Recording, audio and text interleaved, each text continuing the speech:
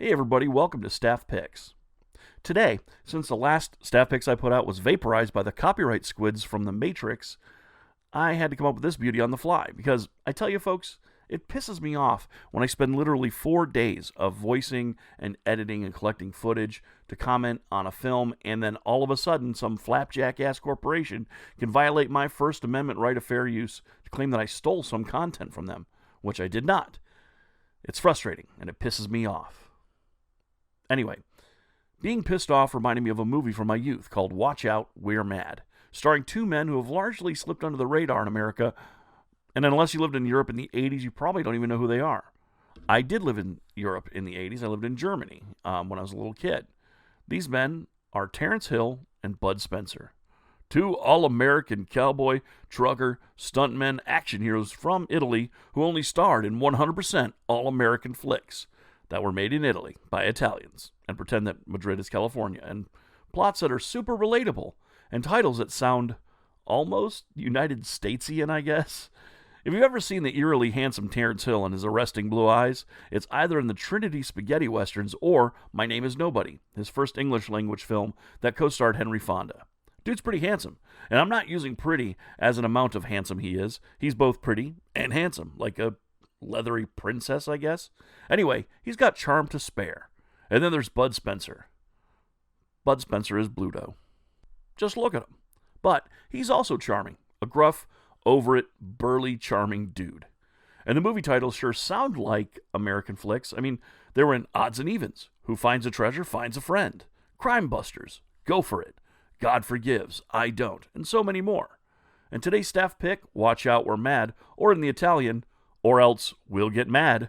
It's a fun cult actioner with the plot of a Looney Tunes cartoon. Okay, folks, let's talk real quick about Italian film. There are so many types of movies you can imagine came out of Italy. Most of them rip-offs or pseudo-sequels or direct fan fakes on movies that were produced as first run. Post-World War II, Italy had two things: a love for cinema and a need for cash. And since Mussolini, and to this day, all movies must be redubbed with a member of the Italian government observing, no kidding. In the past, it was to prevent anti-fascist sentiment, and currently it's for tradition, maybe? I don't know.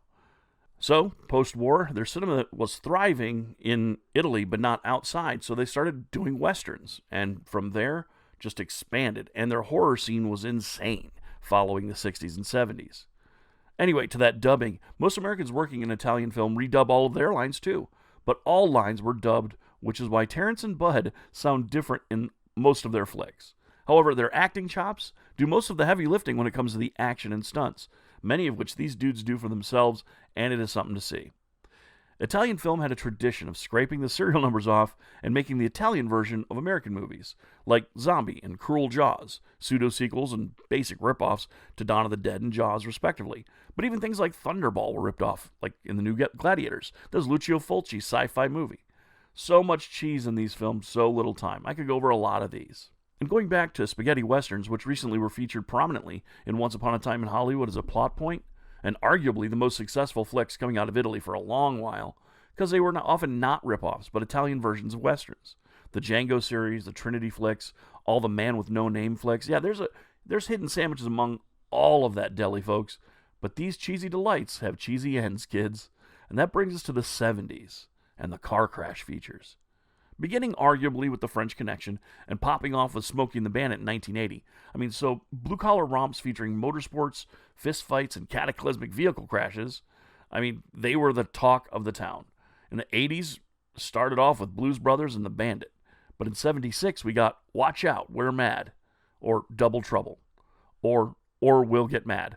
And folks, it's a staff pick for a reason. We start with Ben, that's Bud Spencer, eye-banging a hot-ass Puma dune buggy, and he wants it bad.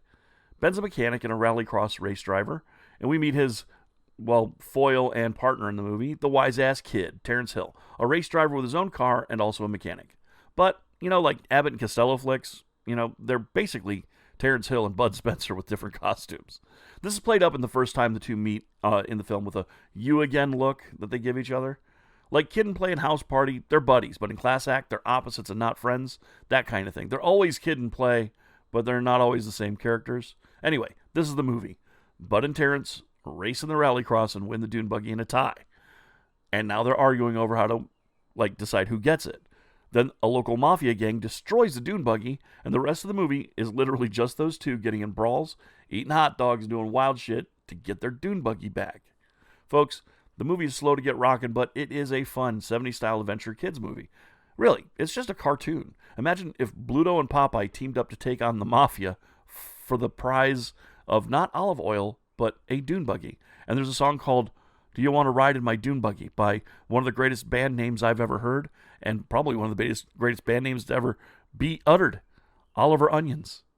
Anyway, the bad guys are led by a foppish British mobster and a Nazi psychiatrist, played by Donald Pleasance. You may know him best as Loomis from Halloween, but I know him as that weird Nazi psychiatrist who dubs his own lines and does a fantastic job, by the way.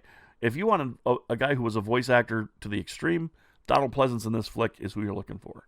Now, the action and stunts are top tier, but we got a weird dub, and the culture shock will throw you off at first. I mean, it's so foreign that it's hilarious that they try to make this thing seem like an American movie. But hang in there. It's mostly action, and the action is good. 3 stars. Check it out. But that's not all. We flash forward to 2017. The Italian game designers, who were just huge fans of Bud Spencer and Terrence, they were just out of their minds, and they kickstarted a game based on these guys that reviews their movies better than I ever could even. Bud Spencer and Terrence Hill, Slaps and Beans. It's a belt-scroller beat-em-up featuring Bud and Terrence, and it plays like you'd imagine a title created to high-five the career of these dudes to play. Simple, fun, and the soundtrack slaps, son. It is amazing, including the title tracks from their biggest flicks, with Watch Out, We're Mad, and Trinity, which is featured in Django Unchained, the Trinity theme song. Let me tell you, the game is basic fun, includes cops, robbers, cowboys, mobsters, damsels, directors, and slaps and beans. The good? The graphics are fun, and they put in lots of little pop culture references throughout and stuff from their movies, including the Dune Buggy. The bad? That beer and hot dog contest from We're Mad is impossible as F to win, or feels like it. It's, oh my god, I haven't beat it yet. And I'm a gamer, and this game, it's just impossible. It's impossible. The way the rules are set up is just, If you're putting quarters in this machine, you'd break this machine. The ugly? Bud Spencer? No, I'm kidding. There's no real ugly here. And let me assure you, for what it is, the game definitely has a license to play. It's available on most consoles and Steam and costs $20. Now, the one caveat is wait for a sale. You'll be happy with your purchase if you pay under $10 for it. Anyway, the game and their flicks are great, and you can watch Out We're Mad on Amazon Prime Video right now, included for free with that service. 3 stars, check it out, and always remember, folks, to stay retro. But before I end this with my little stay retro pick, since this is the very end of it, let me just tell you, down below there's a link in the description box to a Google Drive file, and that's the actual episode 12 of Staff Picks. So please click that link, download you a copy of the 1-hour review of Doc Savage, and 2 fingers up to YouTube and 2 fingers up to their copyright droids who don't know what the fuck they're doing. Thanks again, folks, and we'll see you again here at the Retro Station, and remember to stay retro. Peace. Pushing closer to the edge more. I don't know how to say it anyway to make it clear. If you're the one unhappy, then the problem's in the mirror. Get upset on the internet. You're a salt adult. You're a salt adult. Get upset on the internet. You're a salt adult.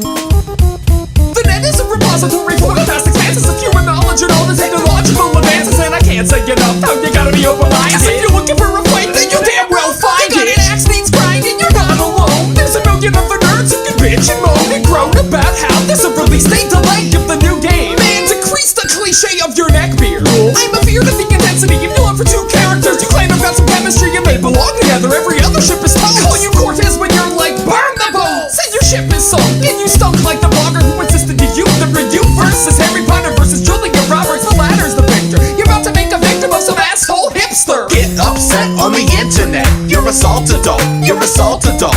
Get upset on the internet. You're a salt adult.